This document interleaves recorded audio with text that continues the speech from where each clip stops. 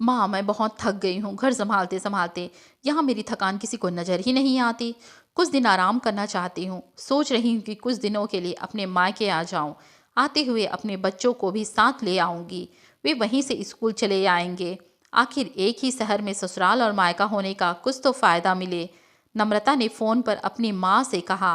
पार्वती जी ने दूसरी तरफ से कहा, हाँ बेटा, जब तेरी इच्छा हो आ जाना। आखिर ये तेरा भी तो घर है।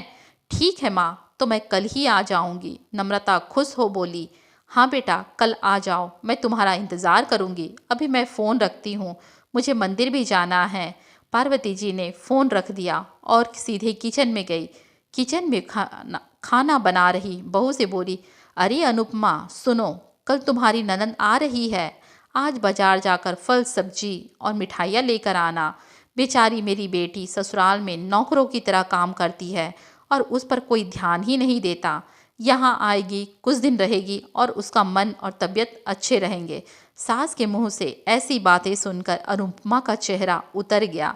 वह मन ही मन सोचने लगी, काश आपको मेरी थकावट भी नजर आती। मैं भी दिन रात पोछा झाड़ू बर्तन खाना बनाना मार्केट जाना और हर वह काम करती हूँ जिससे हमारे परिवार वालों को कोई दिक्कत ना हो। काश आप मुझ पर भी ध्यान दे पाती। आपकी बेटी तो जब मन में आता है तब यहाँ आ जाती है, लेकिन मैं तो साल में एक बार ही अपनी माँ के पास जाती हूँ, तब भी आपको प्रॉब्लम होती है। मैं भी इंसान हूँ, मेरा भी मन है, मुझे भी लगता है कि अपने माँ के पास जाकर थोड़ा आराम करूँ, सुख दुख की दो चार बातें करूँ, अपना मन हल्का करूँ। भगवान, अब तुम ही कुछ करो ताकि मेरी सास की आंखें खुले और उसे मेरी थकावट भी नजर आए। शाम तक भगवान ने जैसे अनुपमा की सुन ली और उसकी ननद का फ़ोन आया। ननद ने अपनी माँ से कहा कि उसकी सास ने उसे मायके आने के लिए मना कर दिया है, इसलिए इस बार वो नहीं आ सकती।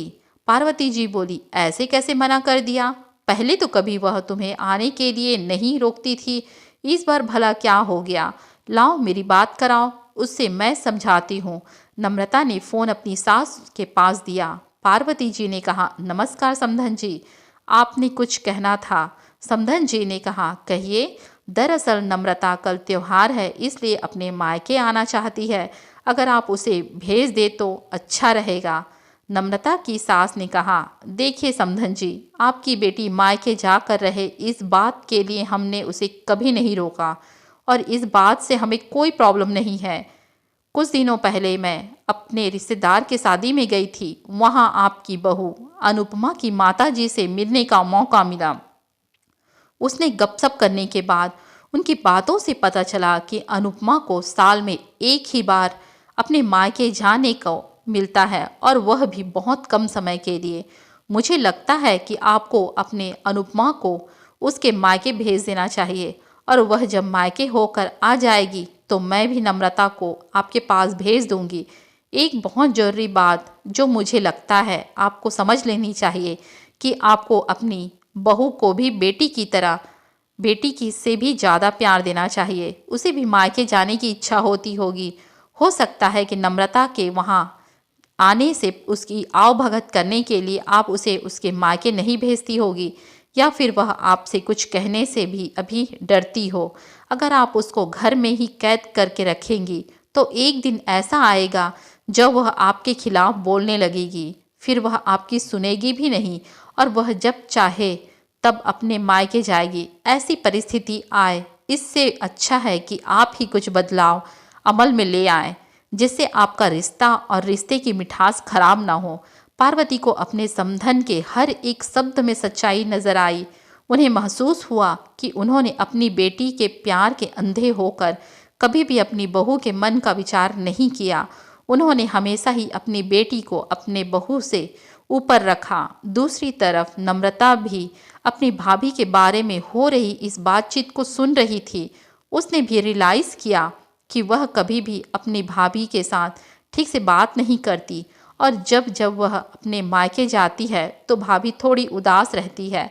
पार्वती जी ने अपने बहू को बुलाया और उसे कहा कि अनुपमा, कुछ दिनों के लिए नम्रता नहीं आने वाली है, इसलिए पहले तुम अपने मायके होकर आओ। यह सुनते ही अनुपमा का चेहरा खिल गया, क्योंकि यह पहली बार था जब उसकी सास ने सामने से उसे अपने मायके जाने के लिए कहा। अगले दिन अनुपमा अपने मायके गई और इस बार 1-2 दिन नहीं, पूरे हफ्ते भर के लिए गई। अपने माँ बाप से, अपने रिश्तेदारों से मिलकर आई और जब घर लौट कर आई तो उसका चेहरा खिला हुआ था, उसकी आंखें चमक रही थी। अनुपमा के आने के बाद नम्रता भी अपने मायके आई और इस बार वो खुद सामने से अपनी भाभी से खुशी खुशी मिली और अच्छे से बात की। नम्रता ने अपनी माँ से बात करके उन्हें भी अच्छे से समझने में मदद की कि वह कहीं ना कहीं अनुपमा के साथ गलत व्यवहार कर रहे थे। दूसरी तरफ अनुपमा अपने ससुराल वालों के बदले रवैये से बहुत खुश थी। अब वह खुशी खुशी सबका ध्यान रखती और हर काम प्यार से करती। वह ध्यान रखती कि कोई भी ऐसी बात या काम ना करे जिससे घर में तनाव का माहौल पैदा हो। पार्वती जी अपनी बहू को खुद ही समय समय पर मायके भेज दिया करती।